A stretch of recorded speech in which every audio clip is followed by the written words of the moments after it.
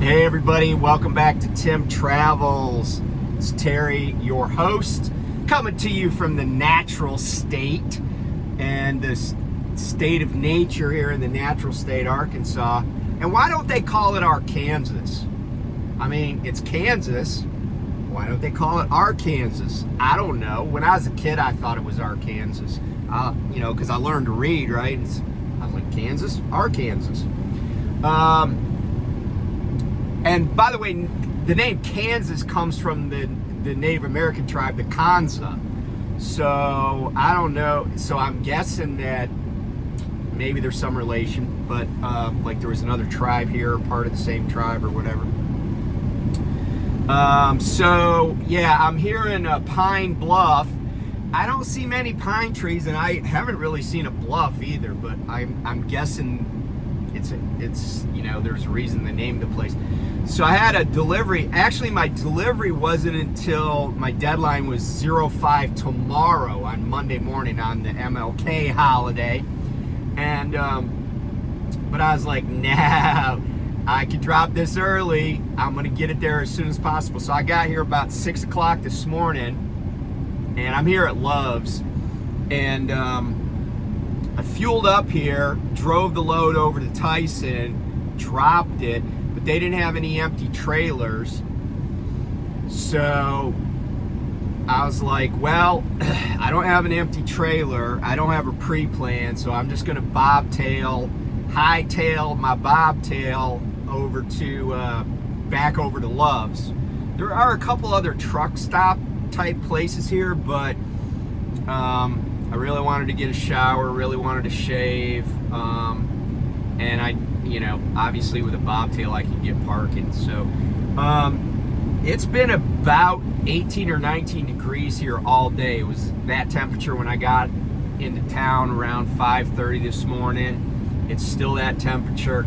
I actually got my curtain closed to keep the heat back there.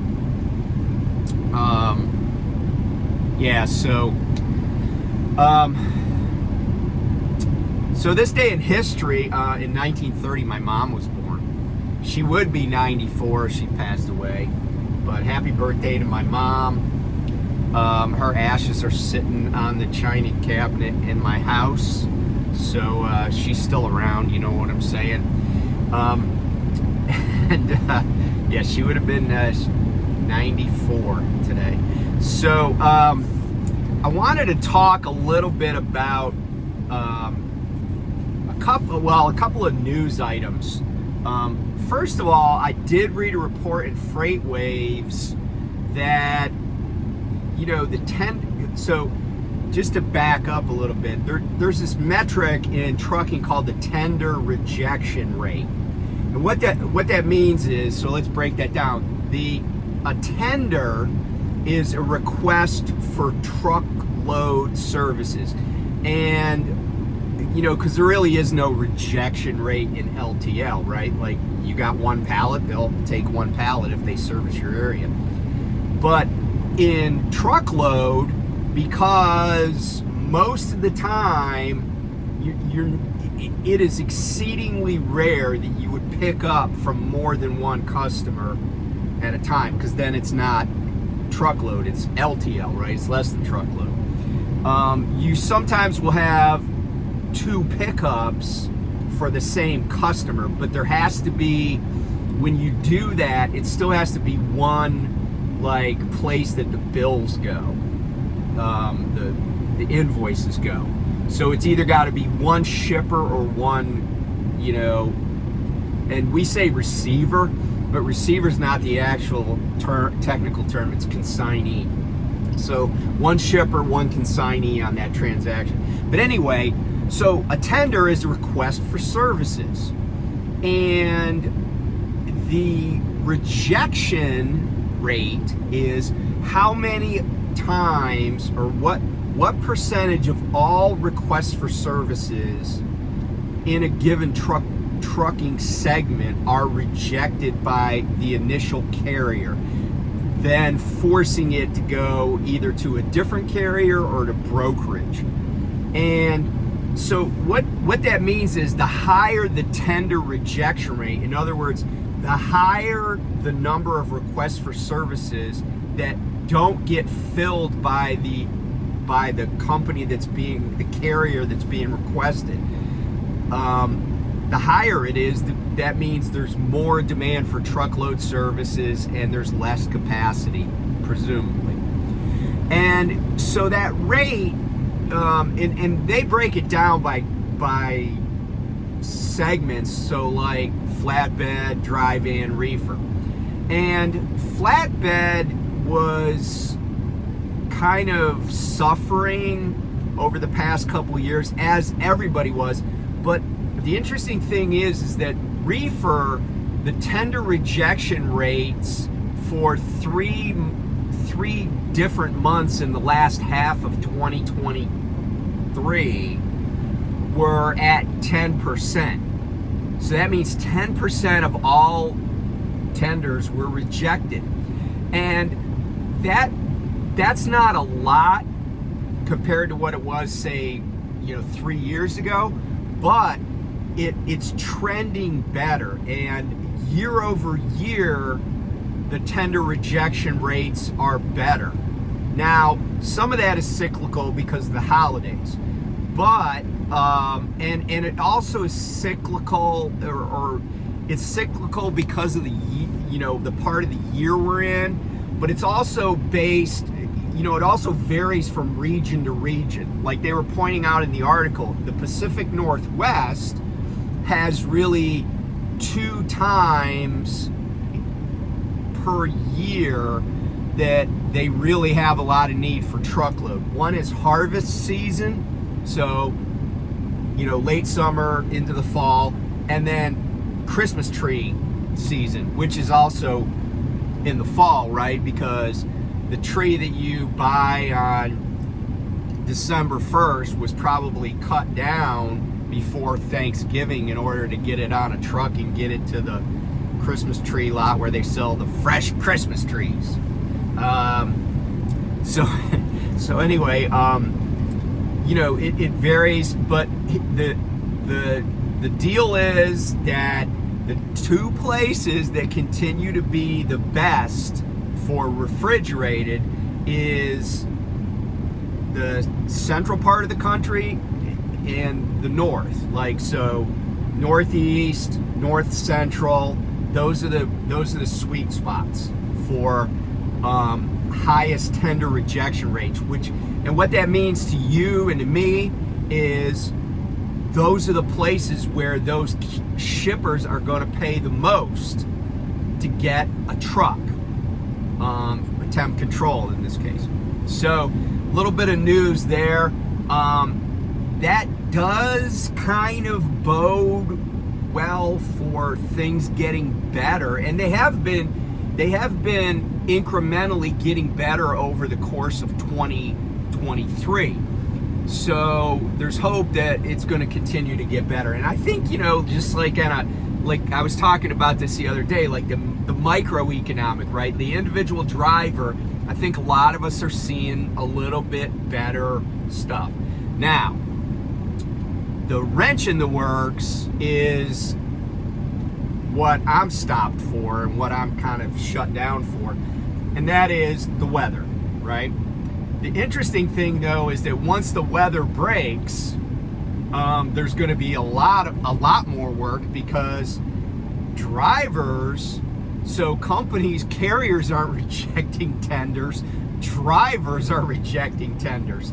And I didn't get a chance to watch his whole video, but Jim C, go to his channel, the title was he rejected 8 loads. Now, I think there's some little twist to that, but still, most of us haven't been rejecting many loads, period. Lyle talked about, over at No Hippie Trucking and Transportation, he talked about rejecting a load recently. And I rejected a load just today. I got a message, because I came over here, I drove most of the night, I came over here and I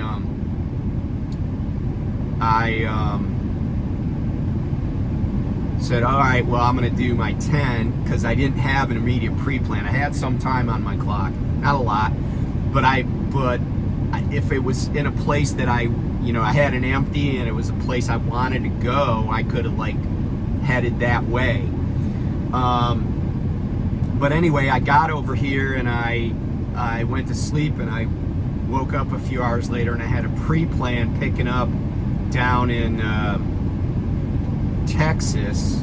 I can't remember the name of the town, but it's basically in that triangle, that I-35 triangle under Dallas and Fort Worth. So it's kind of in the middle there, like probably like north of Waxahachie.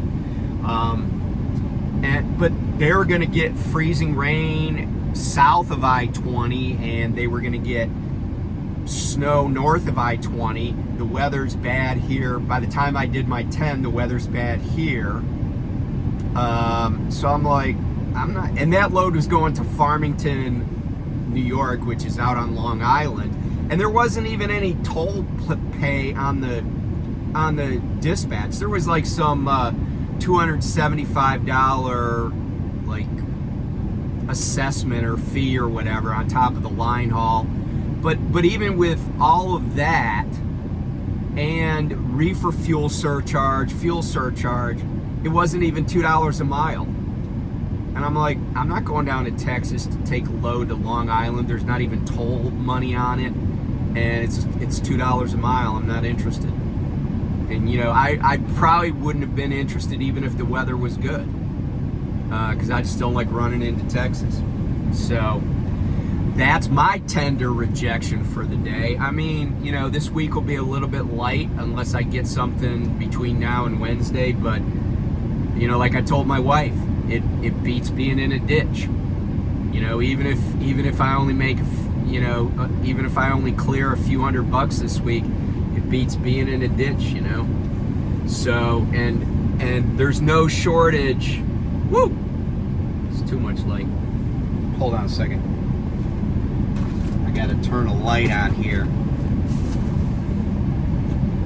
There, maybe that'll be better. Yeah, that's better. But there's already, you can go on YouTube and see like videos from basically every part of the country, trucks in ditches. I mean, New Mexico, Washington, Iowa, Nebraska. Trust me, in 24 hours there'll be a bunch of videos from Texas, Arkansas, Oklahoma, Tennessee, everywhere. Unless you're delivering to like Miami, that's about,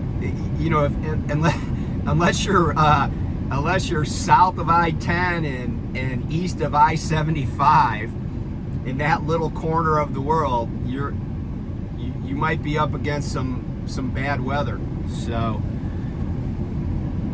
I'm happy to just sit here at this little truck that's Love's in Pine Bluff. So enough about that. Somebody asked me a question. They're interested in coming into trucking, and they mentioned something that I did see in the news. So there was it's been about 6 days now. There was a trucker in Nashville. He was on Lucas Lane, which is adjacent to Love's in East Nashville, is what they're saying, which I think the only Love's I know of in Nashville is the one that's up there where 24 and 65 run together. It's like just, I would call it north of downtown, but maybe that's considered East Nashville. It's on the other side of the river. But he was found shot to death in his truck.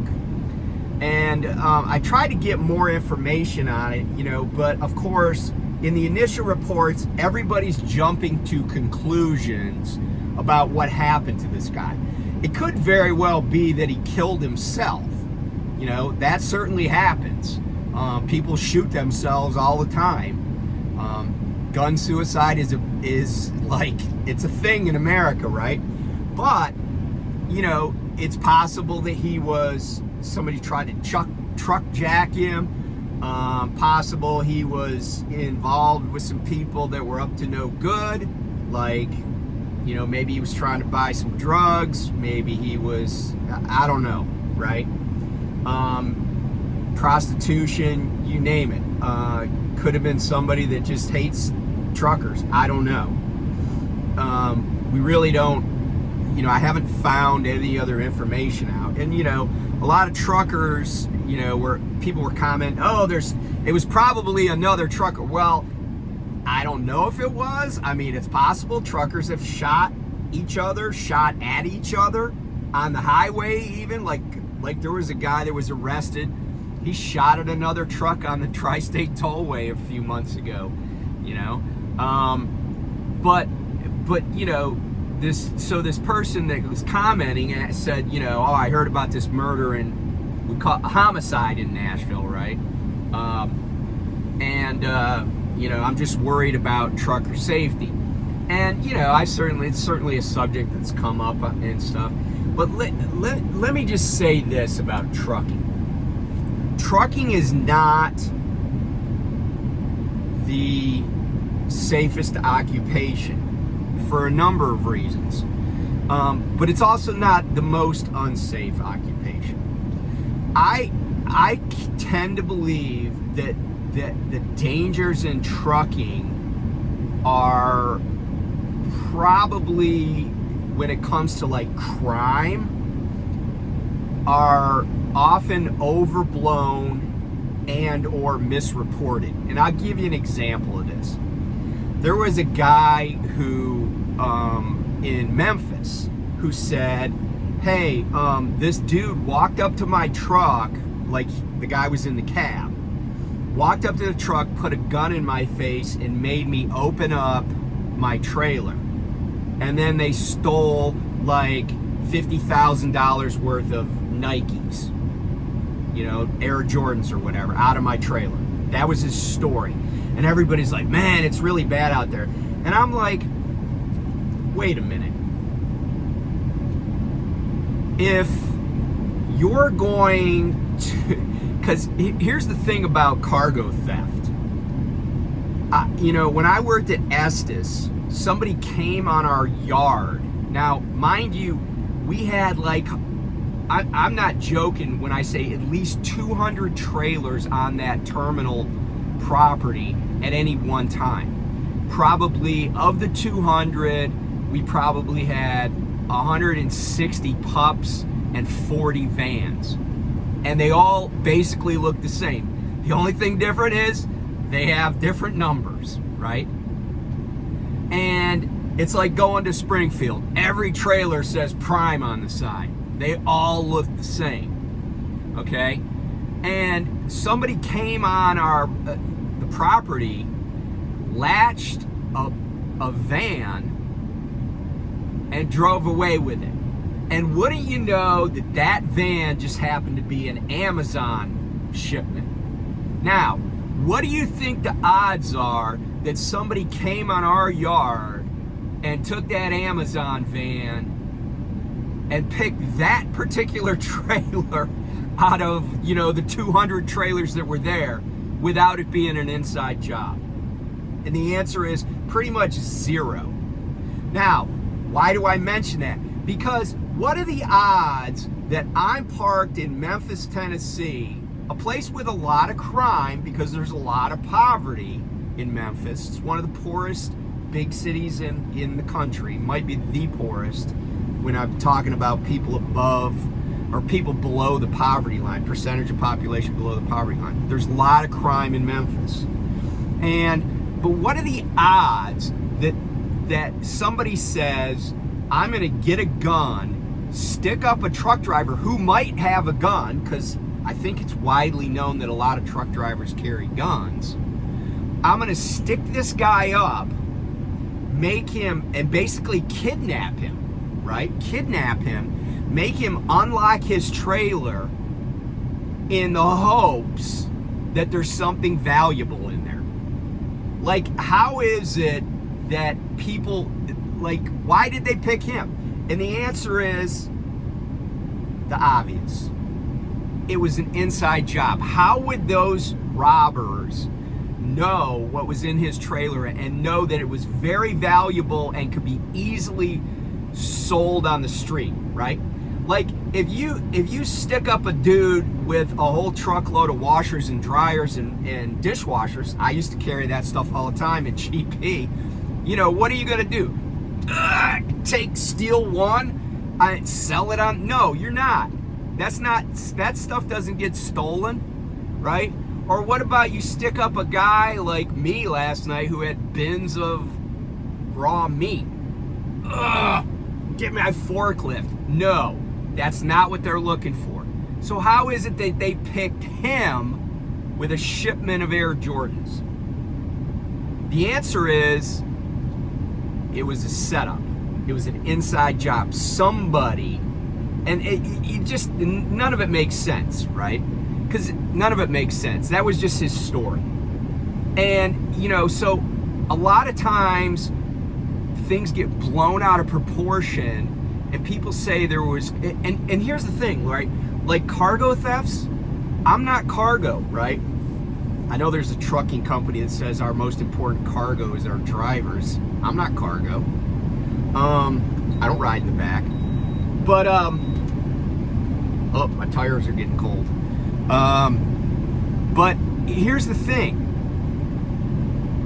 I conduct myself at truck stops and in places I have to go the same way I would in a shopping mall parking lot or, you know, walking down the street in any city in America. You know, I go to, there's no place I'm afraid to go. I went to Skid Row not too long ago in Los Angeles. Guess who bothered me there? No one. People walked by with their shopping carts. People walked by with 7 coats on, talking to themselves. Nobody bothered me. You know? And sometimes I feel like, you know, there's too many people worried about their safety when just a little bit of prevention and a little bit of street smarts goes a long way. You know, lock your doors. I heard about people chaining their doors. Well, that's cool unless your truck catches on fire and somebody's pounding on the door trying to help you get out and you can't find the key to the lock. You know, stupid stuff like stop. There's too much hype about that type of personal safety. Do you have to watch your ass? Sure. And if you're a woman, you have to be even more diligent. And I'm sorry that that's true, but it just is. And, you know, park in well-lighted spots. Most of the light that you see on my face right now, it's dark out, but it's from the lights here at the Loves. I park in dark places sometimes, but, you know, I stay in my truck. The odds of somebody, you know, you got to ask yourself, why would somebody want to break in my truck with me in it? What do they think I have? And I will tell you that in days gone by, truckers used to carry piles of cash. That was widely known because truckers didn't have, you know, com data cards. You know, a lot of people didn't have ATM cards that worked everywhere. I carry no cash.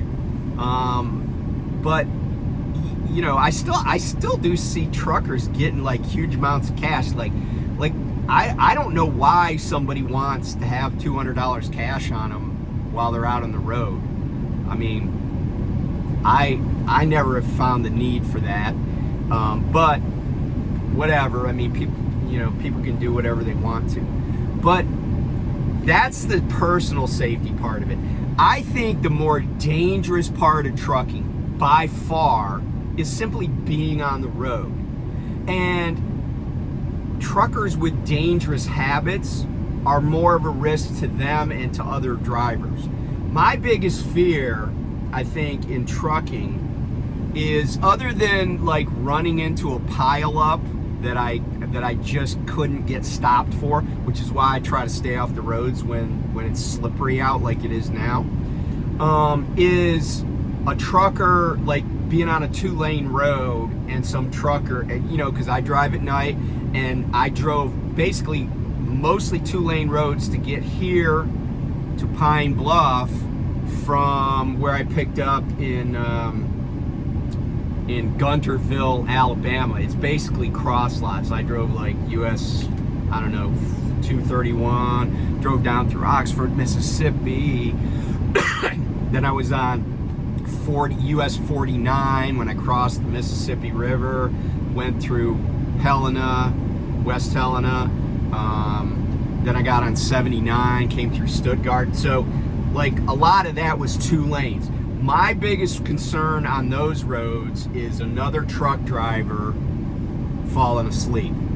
I haven't witnessed it as a truck driver, but I've seen it in a car where there was a bad accident in Maryland a few years ago out on the Eastern Shore where 2 trucks collided head on. Somebody fell asleep. It was early in the morning. It was dark. They were on a flat, straight section of road, and somebody nodded off and crossed the center line. That's almost always going to be a fatal event when you collide with another truck head on. You got to be prepared. Paying attention to what the other guy's doing. Does he look like he's drifting over the line? At some point, you got to make a decision. Do you want to just bail out and go down in the ditch? Because that's probably going to be the only way that you survive it. Because you don't want, because these trucks are not built like cars. There's no they have seat belts, but they don't have airbags. They don't have crumple zones, none of that stuff. There's no requirements for that in trucks. So if you hit another vehicle and it's a car, you're good to go, right? You got the law of gross tonnage. But if another truck hits you, that's a different story. But I can tell you that the most dangerous aspect of this job is people driving too fast, people driving in conditions they shouldn't be. I mean, like I said, you can see videos from everywhere in the country. Trucks overturned, trucks in ditches, trucks in medians, trucks jackknifed, all over the place. And and most of it is needless. I agree with Lyle that you could be in a situation where you're just, where the weather turns crazy in an instant. I've had that happen. I was in Connecticut one time on 84. Just a little snow flurries, pretty little snow, nothing to write home about, and then all of a sudden we were in a squall. It was like this freaking downdraft. It was like somebody up in the heavens was just dumping boxes of snow on it. And I mean, it was instantaneous. It was like snow, then wham. And I was actually in the left lane because people were going a little bit slower, but I was loaded. And so I was just like, when it happened, what I did is I slowed way down, but I just stayed in my lane and kept moving forward, hoping that no one else panicked and just stopped. But that was a situation, I was at night at the time, I was a pretty new driver, and that was a situation that I did not anticipate, and it was crazy. It's kind of like dust storms. Sometimes you can get taken by surprise, but all in all, trucking, you meet a lot of guys that have been doing this for decades, right? There is a way to do this as a living and have it be safe. Part of it is a little bit of luck, but a lot of it is just using your brain, knowing your limitations. And what I always tell people is I grew up in Western New York, right? I've been around snow a lot of my life. And when I used to drive a car or my wife's Suburban, I didn't care if I slid around a corner. I would do shit like that on purpose. I would just be like, even with my kids in the vehicle, I'd just be like, doing donuts and fishtailing and stuff like that, right? But here's the thing. In a truck, if, my thinking on driving in any conditions is if you even lose it a little bit, you're probably past the point of no return. I think I heard a driver at Prime told me this. I haven't verified it, but he said basically, if in winter conditions, if you get 9 degrees, so the trailer to the truck is a 9-degree differential in angle. Once you go past 9 degrees, that you're gonna lose it. I don't know if he's right, but I don't want to find out. So, if you're thinking about coming into trucking, it's an occupation that can be dangerous. But a lot of the danger that truckers find themselves in is of their own making. So, if you're a street smart person, you have a little bit of spidey sense, you're cautious, more cautious than average, you'll probably be fine. That doesn't mean you can't get into a pickle. It doesn't mean you can't get into a fatal situation. It does happen. Even good drivers get hurt badly or killed doing this job. But,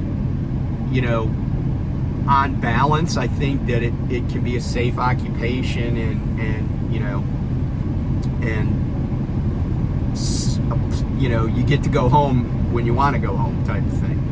And I was in the military, that's dangerous no matter what you're doing. Almost anything in the military is dangerous for any number of reasons.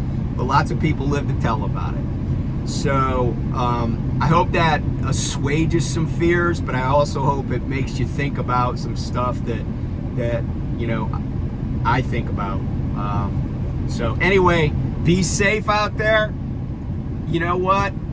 Like I always say, if this shit was important, they'd have put it on an airplane, so don't risk your career and your livelihood and your life for delivering a load that's only paying $2 a mile on time. It'll get there eventually. So, talk to you guys soon. Bye.